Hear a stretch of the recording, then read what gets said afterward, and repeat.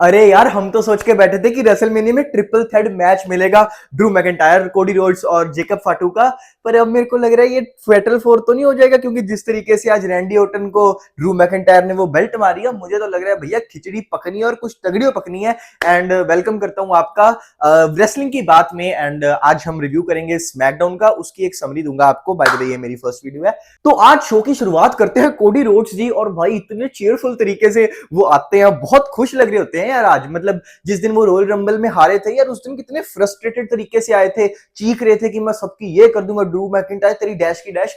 पर यार आज इतने चेयरफुल तरीके से आए, सबसे हाथ मिलाया। एंड मैंने देखा लोगों की टाइयां ठीक कर रहे थे, एक अंकल बैठे थे कोट पैंट में, उनकी टाई ठीक करी। रिंग में एंटर करते ही माइक को ऐसे उछाला, मतलब पूरा चेयरफुल तरीके से कोडी रोड्स थे और कहते हैं what do you want to talk about. And तभी आ जाते हैं जेकब फाटू जी, एंड वो कहते हैं आई मीन आज मेरे को पता नहीं वो हैंडसम से लगी जा रहे थे, पता नहीं उनका बॉडी फैट परसेंटेज कम हो गया, पतले हो गए, या फिर बियर्ड सेट कराई थी। एनीवेज वो आते हैं और वो कोडी रोड्स को कहते हैं कि देख कोडी, ये जो तू बातें कर रहा है ना एलिमिनेशन चैम्बर के बारे में बड़ी बड़ी, ये तू ना कर रहा होता अगर पिछले हफ्ते तेरे को ड्रू मैकिंटायर की हेल्प ना मिली होती। ड्रू मैकिंटायर ने मेरे को ऐसे टेबल के ऊपर वो जो हम देखा था ना पावर बॉम्ब दे दिया था, और मेरे को ऐसे कर दिया था, एंड इस वजह से मैं तुम लोगों को हरा नहीं पाया। वरना मैंने तेरे को और सैमी को, मैंने तो तुम लोगों को घुटनों के थले दिया हुआ था, मतलब मैंने तुम्हें नीचे रखा हुआ था, मैंने जीत जाना था बड़े प्यार से। और जेकब फड्डू कहता है कि ड्रू मैकिंटायर तू ऐसा कर, अपनी एस यहां लेके आ। और तभी ड्रू मैकिंटायर जी नहीं आते, निक ऑल्डिस आ जाते हैं वहां से। एंड वो कहते हैं जेकब फाटू को कि देख भैया, मेरे को पता था कि तू आज ऐसा काम ही करेगा, तो इसलिए आज मैंने ड्रू मैकिंटायर को छुट्टी दे दी है,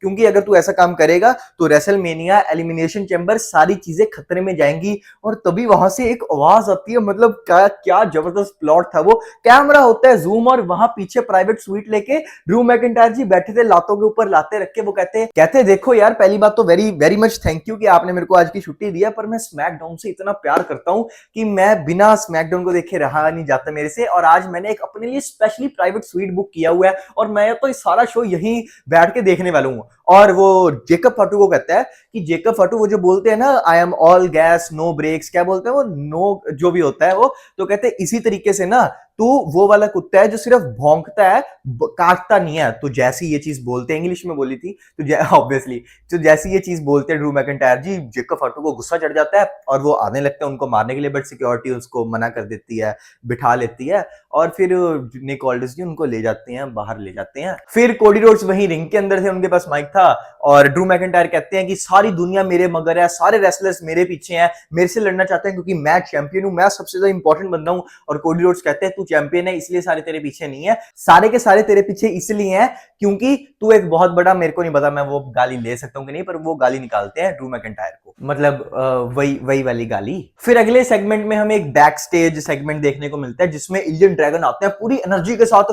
वो भी उसको, कार्मेलो हिल्स को बहुत सारा समझा रहे होते हैं, और भाई ये बंदा पता नहीं कितना एनर्जेटिक हो जाता है। मतलब शो आराम से चल रहा होगा, हम बैठ के देख रहे हैं, अचानक ये ना आके इलियन ड्रैगन कुछ अजीब ही हरकत करते हैं पूरी। वो मतलब ऐसा फेक एनर्जी दिखती है, पता नहीं, वो लिटरली इतनी जोर से कार्मेलो हिल्स की गर्दन पे बहुत जोर से मारते हैं, और मैं फील कर पा रहा था। और कहते हैं तू जीतेगा रेसलमेनिया का मेन इवेंट, तू जीतेगा एलिमिनेशन चैम्बर, और तू ही क्वालिफाई करेगा आज। पर एक चीज याद रखियो कि तू रेसलमेनिया में यूनाइटेड स्टेट्स चैंपियन लेके नहीं जाएगा, यूनाइटेड स्टेट्स चैंपियन रेसलमेनिया में मैं ही होऊंगा, वो तू नहीं होगा। एंड फिर वो जाते हैं अपने मैच के लिए, कार्मेलो हिल्स कहते हैं तू अपने मैच के ऊपर फोकस कर, और मैच में जाते हैं। और भाई मेरे को ये जो इलियन ड्रैगन बंदा है यार, ये पता नहीं, मतलब इवन ऐसी हरकतें भी करता है, बोलता भी ऐसे है, और जब ये रिंग में भी उतरते हैं तब अपने म्यूजिक के साथ ऐसे ऐसे ऐसे ऐसे करते रहते हैं। मेरे को तो डर लगता है यार किसी दिन इनकी कोई नस नुस ना फट जाए।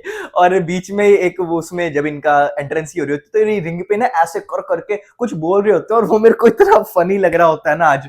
तो एनीवेज इनका मैच होता है टामा टोंगा के साथ शायद, हाँ। एंड उसके बाद टामा टोंगा जी इनके साथ लड़ते हैं, जो भी करते हैं, बढ़िया मैच होता है। थोड़ी सी माइनर कहेंगे डिस्ट्रैक्शन की वजह से ये हार जाते हैं इलियन ड्रैगन जी।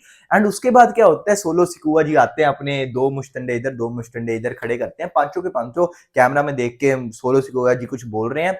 एंड पीछे से लिटरली कमेंटेटर्स भी कहते हैं कि ये पागल है क्या इलियन ड्रैगन, वो सोलो सिकुआ के ऊपर चढ़ जाते हैं और उसको मारने लग जाता है। कमेंटेटर भी कहते हैं कि तू गधा है, तू पागल है, ये ब्रेव है, मतलब कई सारी चीजें बोलते हैं। पर यार कसम से ये जो कैरेक्टर है ये पसंद बहुत आता है, कैरेक्टर में क्या कहेंगे इसको, पर मजा बड़ा आता है जब कोई ऐसे ना ऐसा सा बंदा हो। फिर उसको रेस्क्यू करने के लिए मैट कार्डोना और पोलो क्रूज जी आते हैं पर वो भी कुट खा लेते हैं। एंड उसके बाद कुछ नहीं होता, लाइटें डिम हो जाती हैं और अचानक से व्हाइट सिक्स का वो आ जाता है प्रोमो और वो अंकल हाउडी जी कहते हैं कि सोलो स्कुआ मैं तेरे को अगले हफ्ते देख लूंगा वन ऑन वन, मैं तो अकेला आ जाऊंगा, तू बता तू अकेला आएगा कि नहीं आएगा। और जब इलियन ड्रैगन जी की एंट्री हो रही थी उसके बीच में एक हमें छोटा सा सेगमेंट देखने को मिला था 5-10 सेकंड का, कि जिसमें निक ऑल्डिस जी उसको जेकब फोर्टो को कह रहे थे कि भैया जी थोड़ा सा वेट करो, मैं आपको पक्का प्रॉमिस है दूंगा, ड्रू मैकिंटायर दूंगा, थोड़ा सा वेट कर लो। और जेकब फोर्टो कहता है मेरे को जल्दी दे दियो, मैं ज्यादा वेट नहीं करने वाला। फिर ये इलियन ड्रैगन एंड व्हाइट सिक्स के सारे झमेले के बाद हमें एक फिर से एक बैक स्टेज सेगमेंट देखने को मिलता है जिसमें ये जो ड्रू मैकिंटायर है वो फोन पे आराम से बात कर रहा होता है, मजे कर रहा होता है। एंड वहीं से निक ऑल्डिस जी आते हैं और कहते हैं तू अभी तक गया क्यों नहीं है, जल्दी बाहर निकल बिल्डिंग से, तू क्या कर रहा है, तू रेसलमेनिया को, एलिमिनेशन चैम्बर को, सबको खतरे में डाल रहा है, जल्दी जा, रेसलमेनिया को खतरे में नहीं डालना है। वो कह रहा है चिल कर यार, जा रहा हूं। एंड वो जाते हैं, निक ऑल्डिस उसको ऐसे घूर रहा होता है, देख रहा होता है उसको। फिर हमें एक इंटरव्यू टाइप शो होता है हमारे प्यारे रैंडी ऑर्टन वाइपर जी का, एंड वो उनसे पूछा जाता है कि आपका जो मैच हो रहा है एलिमिनेशन चैम्बर में उसका, उसमें कोडी रोड्स आपका भाई आपका दोस्त भी है, तो इसके बारे में आप क्या कहना चाहोगे। पर वो कुछ बोल नहीं पाते क्योंकि लेस्टर ब्लैक आ जाते हैं अपनी जरीना वेगा के साथ और रैंडी ऑर्टन को कहता है कि भैया देख तूने ये कर दिया, तूने वो कर दिया, कुछ नहीं, बस इन्होंने ना अपना मेन इवेंट में जो मैच करना था उसको उसकी स्टोरी बनानी थी, तो इन्होंने बस बोल दिया कि ठीक है हम ना, मैं ओल्डिस से बात करूंगा। रैंडी ऑर्टन कहता हम ना मेन इवेंट में मैच करते हैं, तो ठीक है। उसके बाद एजे स्टाइल्स के कुछ दिखाते हैं कि तुम एजे स्टाइल्स का पूरा फुल गियर है तो तुम परचेज कर सकते हो। एंड उसके बाद same interview types Nia Jax और उनकी पार्टनर लास्ट लेशन का दिखाते हैं जिसमें वो कहते हैं हम अगले हफ्ते वुमेन्स चैंपियनशिप जीत जाएंगे, women's tag team championship. And उसके बाद हमारी वुमेन्स चैंपियन आती हैं जेट कारगिल जी, एंड वो कहती हैं कि देखो मेरे को मैटर नहीं करता एलिमिनेशन चैम्बर कौन जीतता है, शार्लेट जीतती है, अलेक्सा जीतती है या फिर कोई भी जीतता है, बस वो जब रिया रिप्ली बोला ना तब क्राउड बहुत ऐसे, जो क्राउड था एंड जो ऑडियंस थी वो बहुत चीयर करती है, बस मतलब सबके नाम लेती है और कहती है मेरे को कोई फर्क नहीं, जीतना तो उससे मैं नहीं है रेसलमेनिया में। फिर जैसे ही जेड कारगिल जी बाहर जा रही होती हैं तो वहीं शार्लेट फिर अपनी एंट्री कर लेती है एंड उनमें थोड़ी सी नोकझोंक होती है, रेफरी बीच में आ जाता है कि जेड कारगिल को ले जाता है। एंड शार्लेट फिर जी पूरी सेट थी अपने एलिमिनेशन चैम्बर के क्वालिफाइंग मैच के लिए, कियाना जेम्स और नाया जैक्स के साथ मैच बढ़िया था, हो गया। एंड भाई बहुत शॉकिंग, अनप्रेडिक्टेबल, अविश्वसनीय चीज हमने देखने को मिली कि कियाना जेम्स क्वालिफाई कर गई और मतलब बहुत अनप्रेडिक्टेबल था कि आप दो वर्ल्ड चैंपियंस के साथ खेल रहे हैं, आप जीत गए। एनीवेज एंड वो जीतते पता कैसे हैं, वो जैसे बेकी लिंच ने रेसलमेनिया के मेन इवेंट में 2019 में रेसलमेनिया 35 में रोंडा राउजी को पिन नहीं किया था, एग्जैक्टली वैसे पिन करके कियाना जेम्स जीत जाती है। एंड उसके बाद हमें इस मैच के बाद हमें बैक स्टेज सेगमेंट मिलता है रिया रिप्ली और इयो स्काई का, जिसमें रिया रिप्ली कहती है कि कोई बात नहीं अगर ये जीत भी गई है कियाना जेम्स, कोई बात नहीं, जैसे आज इसके पार्टनर को आज कुटूंगी वैसे ही इसको मैं एलिमिनेशन चैम्बर में कुटूंगी। उसके बाद एक जो what's your story Stephanie McMahon का है ना, उसमें वो जो पावर हाउस वाला बंदा है जो अभी रॉयल रंबल में आया था, उसने डेब्यूट किया था अपना, उसका हो रहा था। एंड जिसको नहीं पता उसको पता ही होगा ऑलमोस्ट सबको, बट जिसको नहीं पता उसको मैं बता दूं कि इसकी एज थोड़ी ज्यादा है। डब्ल्यूडब्ल्यूई ने साइन किया था इसको ये सोच के कि ये हमारा फ्यूचर टैलेंट बनेगा, इसको हम फ्यूचर में यूज करेंगे, अभी ये तो ये यंग है, फिर ये यंग नहीं है, तो इसलिए तुम भी ना जिंदगी में इतनी टेंशन मत लिया करो, मेहनत किया करो अपनी और इतना ओवरथिंक मत किया करो, इतनी बड़े बड़े लेवल पे लोग ऐसी हरकतें कर देते हैं। तो एनीवेज बस उसका दिखाते हैं। एंड उसके बाद आ जाते हैं ओबा फेमी जी और किट विल्सन जी, इन दोनों का जो मैच था। ओबा फेमी जी आते हैं, किट विल्सन जी आते हैं और वो किट विल्सन जी रिंग से बाहर निकल जाते हैं और कहते हैं ओबा फेमी मैंने तेरे लिए एक पोएम लिखी है, मैं अपोलोजाइज करता हूँ, मेरे को मेरी गलती का एहसास हो गया।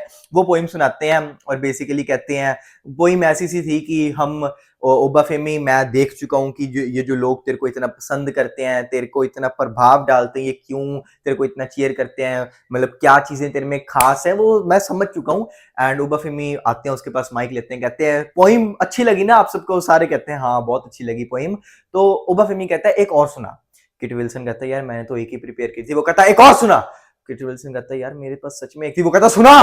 तो वही फिर किट विल्सन कहता है ठीक है सुना देता हूँ पर माइंड मत करिए, ये ना एक्चुअली पहले की लिखी है। एंड वो कहता है ये पोइम है 9 things I hate about man या मैस्कुलिनिटी, कुछ ऐसा था। तो वो उसने सुनाई पूरी पोइम एंड लास्ट की जो 2-3 लाइनें थी ना उसमें ओबा फेमी के बारे में उसने गलत चीजें बोली थी।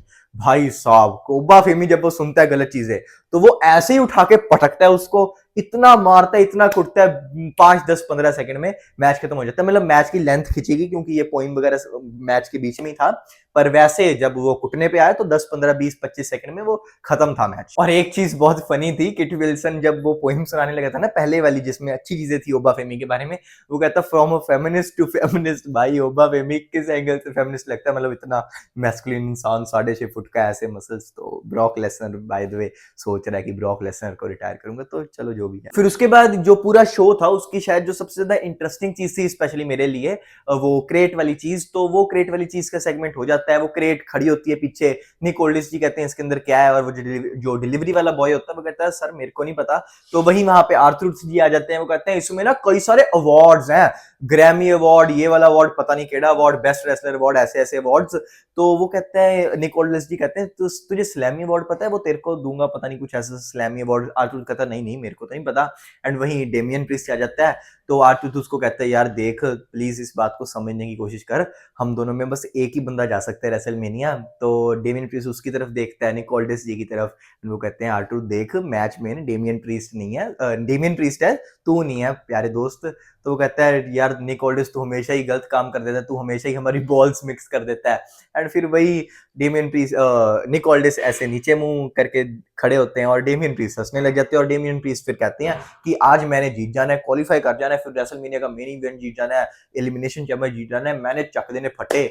और बस वो चले जाते हैं। एंड जो हमारे निक ओल्डिस जी हैं वो कहते हैं ऐसा करो ये जो क्रेट है ना पीछे, इसको मेरे प्यारे मित्र, मेरे प्यारे कोलीग एडम पियर्स के पास भेज दीजिए रॉ में, वो इसका पूरा बढ़िया हल कर देंगे। फिर टाइम आ जाता है एक छोटे मोटे मैच की, टिफनी स्ट्रैटन और चेल्सी ग्रीन के चमची की। बस टिफनी स्ट्रैटन नहीं तो जीतना था, सबको ही पता है, कोई एंटिसिपेट भी नहीं कर सकता। तो बस वो जीत जाते हैं। एंड फिर एक बढ़िया, बहुत बढ़िया सेगमेंट देखने को मिलता है हमें कोडी रोड्स और सैमी ज़ेन का। बेसिकली कोडी रोड्स जा रहे थे, चल रहे थे वहां पे, रास्ते में वापस घर जा रहे होंगे अपने या फिर जो भी है। तो जो सैमी ज़ेन है वो खड़ा था एंड सैमी ज़ेन काफी डिप्रेस था। कोडी रोड्स कहते हैं कि सैमी तू ऐसे टेंशन ना ले, तेरे को रॉयल रंबल में बैड लक मिला होगा, कोई बात नहीं, पिछले हफ्ते भी बैड लक होगा, कोई अशेम्ड होने की बात नहीं है, कोई शर्माने की बात नहीं है। पर सैमी कहता है देख मैं अशेम्ड नहीं हूं ना, मैं शर्मा रहा हूं, पर अगर किसी को अशेम्ड होने की जरूरत है तो वो तू है कोडी, क्योंकि तुझे पिछले हफ्ते ड्रू मैकिंटायर इतना मार रहा था। एक तो मैंने तेरी हेल्प करी ड्रू मैकिंटायर को एक हलवा किक देके, और ऊपर से तूने मेरी ही पीठ में वो जो चाकू खूब दिया, तूने मेरी पीठ को ही ऐसे मेरे को मार दिया, तूने एक मेरे को क्रॉस रोड हिट करके तूने अपनी टिकट पक्की कर ली शिकागो एलिमिनेशन चैंबर की। तो वो कहता है दोस्त ऐसा नहीं है, वो एक अपॉर्चुनिटी थी, वो मेरे को मिली, मैंने उस पर कैपिटलाइज किया, एंड तेरी इन चीजों की वजह से तू आज तक WWE चैंपियन नहीं बना। और फिर चीजें काफी हिटेड हो जाती हैं और कोडी रोड्स वहां से चले जाते हैं। एंड जैसे कोडी रोड्स जाते हैं वहां से तो सैमी ज़ेन बहुत ज्यादा फ्रस्ट्रेटेड हो जाते हैं, ऐसे सब कुछ मारते हैं, पानी की बोतलें वैसे गिरा देते हैं। काफी अच्छा सेगमेंट था बाय द वे। एंड वहीं पे ट्रिक विलियम्स जी आ जाते हैं और वो कहते हैं देख अगर कोडी रोड्स जैसा दोस्त हो ना तो दुश्मनों की तो कोई जरूरत ही नहीं है, सैमी कोडी रोड्स बहुत गलत इंसान है, तेरे साथ बहुत गलत हो रहा है, ये कोडी रोड्स का कर कुछ। और फिर ट्रिक विलियमसन चले जाते हैं, कहता है मैं तो आज जीत जाऊंगा मैच, फिर एलिमिनेशन चैंबर में जाऊंगा, फिर रेसलमेनिया को मेन इवेंट करूंगा, जीत जाऊंगा WWE चैंपियनशिप। और सैमी ज़ेन आवाज मारता है ऊंची से कोडी कोडी, तो कोडी के पास जाता है वो एंड कोडी को कहता है यार सॉरी, वेरी सॉरी, मेरी गलती, मेरे को इतना बोलना नहीं चाहिए था। तो दोस्त वेरी सॉरी, पर देख सारी दुनिया को पता है कि तू भी एक बारी फिर से WWE चैंपियन बन जाएगा, पर मेरी एक बात याद रखना दोस्त कि इस बारी मेरा उसमें थोड़ा सा हाथ होगा, मेरी थोड़ी सी हेल्प होगी उसमें। तो वो कहता है ठीक है, मैं कभी भूलता नहीं होता, कोडी रोड्स कहता। फिर हमारा एलिमिनेशन चैंबर के लिए, मेंस एलिमिनेशन चैंबर के लिए जो क्वालिफाइंग मैच है वो शुरू हो जाता है। उसमें जीत जाते हैं, शॉकिंगली मेरे लिए शॉकिंग चीज थी, ट्रिक विलियमसन जी। मतलब पूरे मैच में ट्रिक विलियमसन और जो कार्मेलो हेल्स हैं वो थोड़ा सा टीम अप करते, थोड़ा सा माइनर सा डेमियन प्रीस्ट के सामने। बट फिर मेरे लिए शॉकिंग चीज है कि ट्रिक विलियमसन जीत गया। मतलब यार ये कल के शिलारू अभी 2-3 महीने पहले आया है मेन रोस्टर में ट्रिक विलियमसन, जवान एवंस, बट ये क्वालिफाई कर चुके हैं एलिमिनेशन चैंबर के लिए। चलो बढ़िया है, मतलब वो जवान एवंस भी उछलता कूदता उड़ता हुआ अच्छा लगते हैं वो। एंड जो ट्रिक विलियमसन जी हैं वो भी बढ़िया, यार फिजिक तो अच्छी है, माइक स्किल्स भी ठीक है, तो बढ़िया फ्यूचर है WWE के, तो अच्छा बढ़िया बात है दोनों के लिए। एंड उसके बाद एक बैक स्टेज सेगमेंट फिर से उस क्रेट का। तो जितने भी वो जो लल्ली शल्ली सुपरस्टार्स है ना, लल्ली शल्ली से मेरा मतलब है मेरे को पसंद नहीं लगता, जो स्मैकडाउन की रेटिंग गिरी है ना वो इन लोगों की वजह से है, क्योंकि मेरे को नहीं लगता कि वो वाला ये जो 3, 4, 5, 6 3 4 5 6 नहीं, ये जो 3 टैग टीम्स हैं और ये जो रे फिनिक्स जो भी है, ये सारे जो खड़े जॉनी गार्गैनो वगैरह ये सारे खड़े होते हैं क्रेट के सामने एंड क्रेट को देख रहे होते हैं कि भैया अब इसका क्या करना है, ये क्या चीज है। एंड वो जो जॉनी गार्गैनो पता नहीं शायद वही है ना जो बहुत ज्यादा डिप्रेस्ड हो चुका है आज, वो तो भैया उसके ऊपर ही ऐसे लेटा होता है और वो इतना फनी इतना हिलेरियस लग रहा होता है। निक ऑल्डिस आते हैं और वो कहता है ये क्या चल रहा है, तू नीचे उतर। तो वो उसकी वाइफ आती है कहती है करोगे उसका कुछ, कहता है ये जो ये है ना ये तेरी प्रॉब्लम है, तू कर इसका कुछ। एंड वहीं पे वो जो चश्मों वाली नई लड़की नहीं आई एनएक्सटी से, वो आ जाती है, मेरे को नाम नहीं पता, वेरी सॉरी। तो वो कहती है कि ये निक ऑल्डिस मैंने बात करनी थी। तो वो जो उसकी वाइफ है उस बंदे की जो ऊपर ऐसे जॉनी गार्गानो की, शायद, वेरी सॉरी अगर मैं गलत बोल रहा हूँ, वो जो ऐसे ऊपर लेटा हुआ था बहुत हिलेरियस था वो।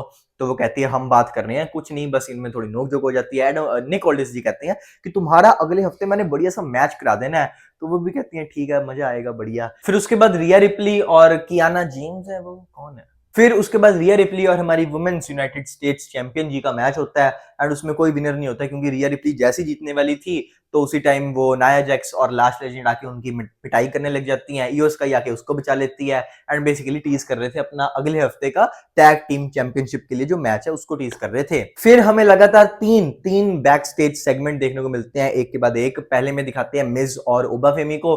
मिज समझा रहा होता है कि देख ऐसे बनते हैं बड़े सुपरस्टार, हमें ये चाहिए हमें वो चाहिए। तो ओबाफेमी कहता तू ऐसा कर मेरे को अगले हफ्ते सिखाइयो। कहता ठीक है रिंग में सिखाऊंगा तेरे को। कहता मैं ऑल्डिस से बात करता हूँ। कहता ठीक है करा करा। फिर वो बाद में रियलाइज करता है अरे मैच नहीं करना था मेरे साथ तेरे को। एंड उसके बाद अगला सेगमेंट होता है शार्लेट फ्लेयर और एलेक्सा ब्लेस का। वो दोनों कुछ बात कर रही होती हैं कि यार मैं हार गई कोई बात नहीं तू जीत गई, ऐसी बातें। और वहीं से कियाना जेम्स और हमारी यूनाइटेड स्टेट्स चैंपियनशिप वुमेन्स की आ जाती हैं एंड वो कहती हैं तुम दोनों पावरफुल नहीं हो, हम पावरफुल हैं। तुम दोनों तो लड़ती रहती हो, हमारे में प्यार है, हम पावरफुल हैं। और वो एलेक्सा हंसने लग जाती, कहती दिखाओ अपनी पावर। और वो जो यूनाइटेड स्टेट्स चैंपियन है हमारी, वो इतने हिलेरियस तरीके से हंसती हैं, मेरी तो बहुत वो बहुत हंसी, मतलब हंसती नहीं है सॉरी चीखती हैं। एंड यार वो जिस तरीके से चीखती हैं भैया मेरी तो हंसी निकल जाती है, मैं तो हंस के लोटपोट हो जाता हूँ। एंड उसके बाद टाइम आ जाता है हमारे मेन इवेंट के लिए जो कि था Randy Orton versus Alastair black. पहले तो मैं सोचा था यार इसको मेन इवेंट में रखा क्यों है, क्या स्टोरी है, क्या सेंस है इसकी। पर एंड तक मेरे को पता लग जाता है क्या सेंस था, क्योंकि एंड के 5 वाले मिनट में ड्रू मैकिंटायर आता है, रैंडी ऑर्टन के मारता है बेल्ट, पूरे सिर फाड़ देते हैं उनका, मतलब सिर नहीं फटता बट हाँ बहुत जोर से बेल्ट लगती है। फिर रैंडी ऑर्टन जी मैच हार जाते हैं। कोडी रोड्स रैंडी ऑर्टन का बचाव करने के लिए आते हैं बट ड्रू मैकिंटायर भाग जाते हैं। फिर कोडी रोड्स बीच में रह जाते हैं, ना उधर जा पाते हैं ना इधर जा पाते हैं। उतनी देर रैंडी ऑर्टन हार भी जाते हैं। फिर कोडी रोड्स वापस जाते हैं रिंग में, रैंडी ऑर्टन से पूछ रहे होते हैं कि तू ठीक है भैया क्या है। और यार मेरा तो अब माइंड ब्लो कर चुका है, क्योंकि पहले मेरे को लग रहा था कि ये एक ट्रिपल थ्रेड मैच होने वाला है, जेकब फाटू, कोडी रोड्स और ड्रू मैकिंटायर का। पर अब तो मेरे को लग रहा है फेटल 4 वे हो जाना है, क्योंकि रैंडी ऑर्टन बीच में आ गया। मतलब ये क्या खिचड़ी पक रही है, बड़ा मतलब मेरे लिए तो वो हो गया। मतलब as an Randy Orton fan मैं खुश बहुत हूँ, बट तुम मेरे को एक बार अपना ओपिनियन बताओ कि तुम्हें लग रहा है कि अब फेटल 4 वे होगा या नहीं होगा फेटल 4 वे। एंड बाकी ये मेरी फर्स्ट वीडियो थी स्मैकडाउन को रिव्यू करते हुए। मैं अभी सिर्फ शोज को रिव्यू करूंगा क्योंकि मेरे कुछ और भी चैनल्स हैं, उनके लिए काम करता करता थोड़ा सा हेक्टिक हो जाता है। बाद में फ्यूचर में मैं रोज की एक वीडियो डालनी शुरू कर दूंगा WWE के ऊपर, जैसे रेसल चैटर्जी डालते हैं। बाकी अगर अच्छी लगी हो वीडियो तो जरूर सब्सक्राइब करना चैनल को एंड लाइक कर देना एक बारी वीडियो को। एंड सारे शोज का रिव्यू देखने को मिलेगा अभी आपको, एंड फ्यूचर में रोज की रेगुलर वीडियो डलेगी। तो थैंक यू।